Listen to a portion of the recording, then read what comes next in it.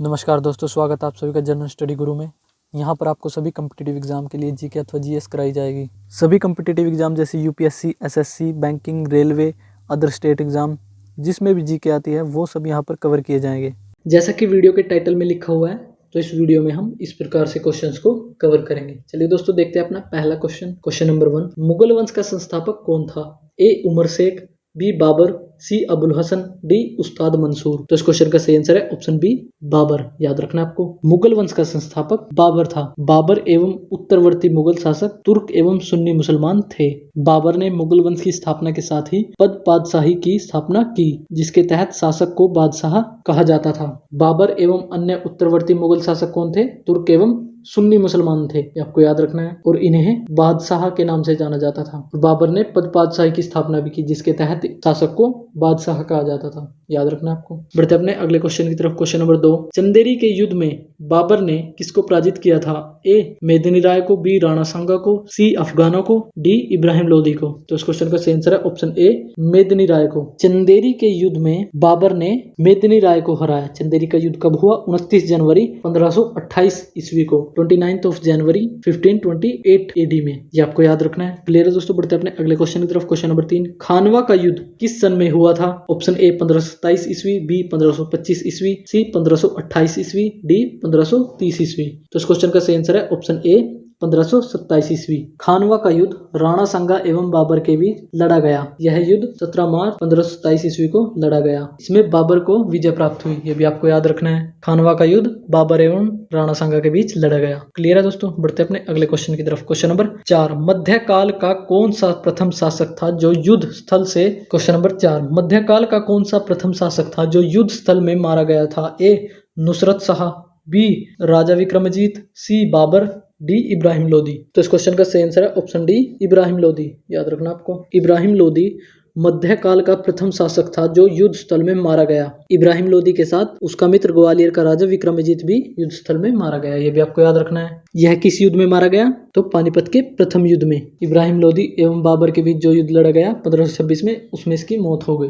Clear है दोस्तों? बढ़ते अपने अगले क्वेश्चन की तरफ। Question number 5। बाबर को अपनी उदारता के लिए किस उपाधि से नवाजा गया था? ए गाजी, बी बादशाह, सी कलंदर, डी उपरोक्त में से कोई नहीं। तो इस क्वेश्चन का सही आंसर है ऑप्शन सी, कलंदर। ये आपको याद रखना है। बाबर को अपनी उदारता के लिए कलंदर की उपाधि दी गई।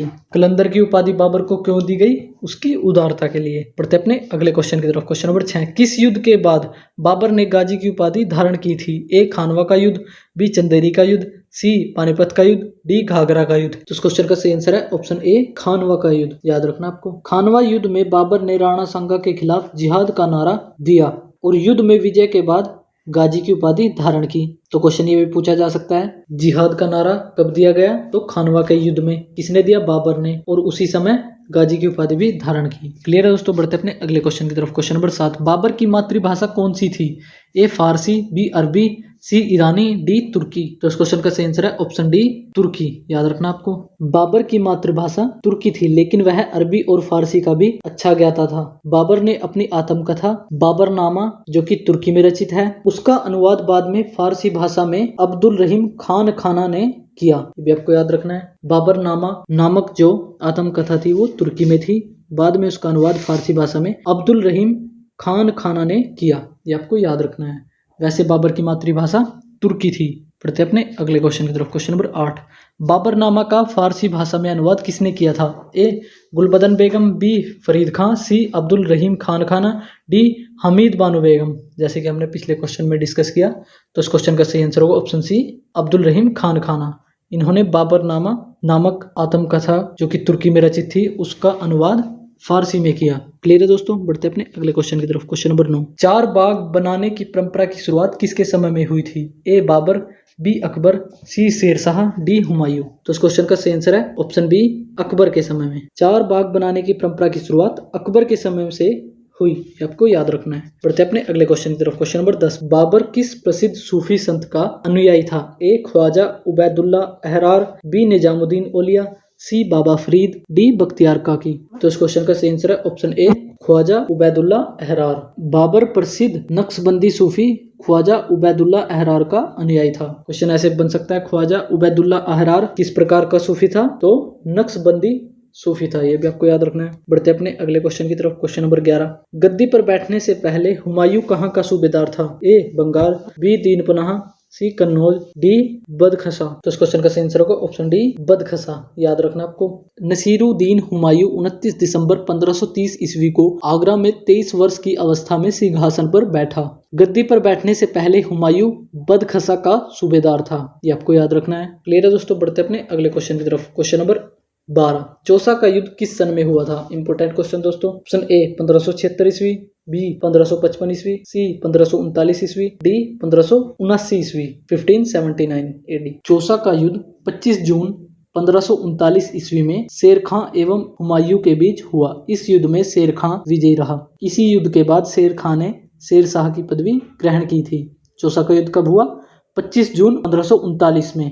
किस किस के बीच? शेर खां एवं हुमायूं के बीच में। इसमें किसकी विजय हुई? तो शेर खां की, जो कि बाद में शेर शाह के नाम से जाना जाने लगा। तो इस क्वेश्चन का सही आंसर होगा ऑप्शन सी 1539 ईस्वी, याद रखना आपको। बढ़ते अपने अगले क्वेश्चन की तरफ। क्वेश्चन नंबर 13, दोस्तों ये इंपॉर्टेंट क्वेश्चन करवाए जा रहे हैं जो प्रीवियस एग्जाम्स में आ चुके हैं। इन क्वेश्चनों की इंपॉर्टेंस वही समझ सकता है जिसको तैयारी करते हुए काफी समय हो चुका है और अभी तक उससे एग्जाम क्लियर नहीं हुआ है, क्योंकि एक प्रॉपर वे में जीके को उसने कवर नहीं किया है। यहाँ पर जीके एक प्रॉपर वे में कवर हो जाएगी, उसके बाद आप अन्य सब्जेक्ट पर आसानी से ध्यान दे सकते हैं। आपको सब्जेक्ट पर एग्जाम की वेटेज के हिसाब से ही समय लगाना है। जिस एग्जाम में ज्यादा इंग्लिश मैथ आती है तो इंग्लिश मैथ में आपने ज्यादा ध्यान देना है। जीके अगर अधिक आती है तो आपने अधिक ध्यान जीके पर देना है। जो स्टूडेंट लगन से कॉम्पिटिटिव एग्जाम की अथवा सरकारी नौकरी के एग्जाम की तैयारी कर रहा है तो उसके लिए ही हम यहाँ पर क्वेश्चन करवा रहे हैं। अन्य जिसको भी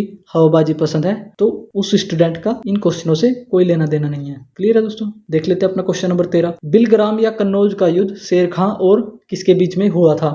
ए अकबर, बी हिंदाल, सी हुमायूं, डी शेर शाह सूरी। तो इस क्वेश्चन का सही आंसर है ऑप्शन सी हुमायूं, याद रखना आपको। बिलग्राम या कन्नौज का युद्ध 17 मई 1540 ईस्वी में शेर खां एवं हुमायूं के बीच हुआ। इस युद्ध में भी हुमायूं पराजित हुआ। शेर खां ने आसानी से आगरा एवं दिल्ली पर कब्जा कर लिया। किस युद्ध के बाद शेर खां ने आगरा एवं दिल्ली पर कब्जा किया? तो बिलग्राम के युद्ध के बाद। यह युद्ध कब हुआ? 17 मई 1540 ईस्वी में। किस किस के बीच? शेर खां एवं हुमायूं के, याद रखना आपको। बढ़ते अपने अगले क्वेश्चन की तरफ। क्वेश्चन नंबर 14, हुमायूं नामा की रचना किसने की थी? ए हुमायूं, बी गुलबदन बेगम, सी अबुल फजल, डी अब्दुल रहीम। तो इस क्वेश्चन का सही आंसर है ऑप्शन बी गुलबदन बेगम। हुमायूं नामा की रचना गुलबदन बेगम ने की थी। वेरी वेरी इंपॉर्टेंट क्वेश्चन है दोस्तों, ये बार बार परीक्षाओं में पूछा जा चुका है, कई परीक्षाओं में पूछा जा चुका है, याद रखना आपको। बढ़ते अपने अगले क्वेश्चन की तरफ। क्वेश्चन नंबर 15, निम्न में से कौन सा बादशाह ज्योतिष में विश्वास रखता था? ए बाबर, बी अकबर, सी जहांगीर, डी हुमायूं। तो इस क्वेश्चन का सही आंसर है ऑप्शन डी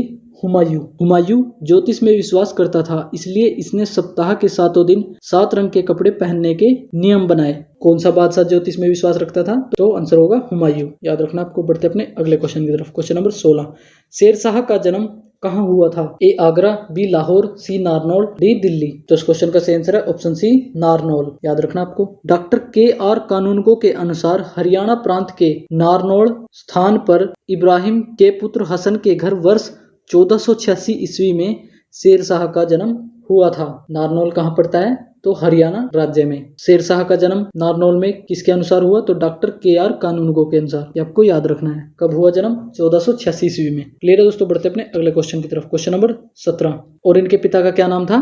इब्राहिम। ये भी आपको याद रखना है। क्लियर है दोस्तों? बढ़ते अपने अगले क्वेश्चन की तरफ। क्वेश्चन नंबर 17, फरीद खां को शेर खां की उपाधि किसने दी थी? ए मिर्जा हिंदाल, बी मोहम्मद बहार खां लोहानी, सी अब्दुल रहीम खान खाना, डी नुसरत शाह। तो इस क्वेश्चन का सही आंसर है ऑप्शन बी मोहम्मद बहार लोहानी, याद रखना आपको। फरीद ने एक शेर को तलवार के एक ही वार से मार दिया था। उसकी इस बहादुरी से प्रसन्न होकर बिहार के अफगान शासक सुल्तान मोहम्मद बहार खां लोहानी ने उसे शेर खां की उपाधि प्रदान की। फरीद को शेर खां की उपाधि किसने दी थी? मोहम्मद बहार खां लोहानी ने। क्यों दी थी? उसने एक ही वार से शेर को मार दिया था, याद रखना आपको। बढ़ते अपने अगले क्वेश्चन की तरफ। क्वेश्चन नंबर 18, शेर शाह किस युद्ध के बाद दिल्ली की गद्दी पर बैठा था? ए पानीपत युद्ध, बी चौसा का युद्ध, सी बिलग्राम का युद्ध, डी घाघरा का युद्ध। उस क्वेश्चन का सही आंसर है ऑप्शन सी बिलग्राम का युद्ध। शेर शाह बिलग्राम युद्ध के बाद दिल्ली की गद्दी पर, इसी युद्ध के बाद इसने आगरा एवं दिल्ली पर कब्जा किया था। ये युद्ध कब हुआ था?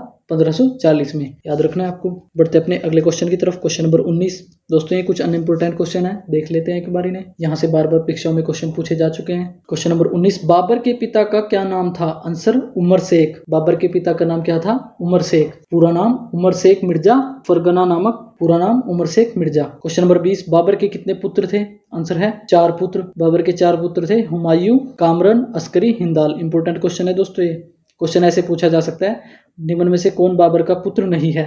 आपको 3 बाबर के पुत्रों के नाम दे देगा और एक अन्य किसी शासक का, तो आपको ऑप्शन एलिमिनेट से आंसर लगाना है। देखते हैं अपना अगला क्वेश्चन। क्वेश्चन नंबर 21, बाबर का भारत के विरुद्ध किया गया प्रथम अभियान किसके विरुद्ध था? आंसर है यूसुफ जाई जाति के विरुद्ध। बाबर का भारत के विरुद्ध किया गया प्रथम अभियान यूसुफ जाई जाति के विरुद्ध था। याद रखना आपको। क्वेश्चन नंबर 22, किस युद्ध में बाबर ने पहली बार तुगलमा युद्ध नीति एवं तोपखाने का प्रयोग किया था? आंसर है पानीपत के प्रथम युद्ध में। पानीपत के प्रथम युद्ध में तोपखाने का प्रयोग हुआ और तुगलमा युद्ध नीति का। किसने किया इसका प्रयोग? बाबर ने। क्वेश्चन नंबर 23, बाबर की मृत्यु किस सन में हुई थी? आंसर है 1528 ईस्वी में। क्वेश्चन नंबर 23, बाबर की मृत्यु किस सन में हुई थी? आंसर है 1530। दोस्तों, बाबर की मृत्यु 1530 ईस्वी में हुई थी। ये आंसर गलत है, याद रखना आपको। बढ़ते अपने अगले क्वेश्चन की तरफ। क्वेश्चन नंबर 24, प्रारंभ में बाबर के शव को कहाँ दफनाया गया था? आंसर है आगरा के आराम बाग में। क्वेश्चन नंबर 25, बाबर को किस पद्य शैली का जन्मदाता माना जाता था? आंसर है मुबैयान नामक पद्य शैली। मुबैयान नामक पद्य शैली का जन्मदाता कौन है? तो बाबर। क्वेश्चन नंबर 26, बाबर का उत्तराधिकारी कौन था? आंसर है Humayun. Easy question. Question number 27, Humayun ने अपने चचेरे भाई सुलेमान मिर्जा को कौन सा प्रदेश दिया था? आंसर है बदखसा प्रदेश। चचेरे भाई याद रखना आपको। चचेरा भाई कौन था? सुलेमान मिर्जा। तो कौन सा प्रदेश दिया? तो बदखसा। तो आंसर होगा बदखसा प्रदेश। क्वेश्चन नंबर 28, हुमायूं ने किस नए नगर को बसाया था? आंसर है दीन पनाह। दीन पनाह नगर को किसने बसाया? हुमायूं ने। क्वेश्चन नंबर 29, हुमायूं ने किससे निकाह किया था?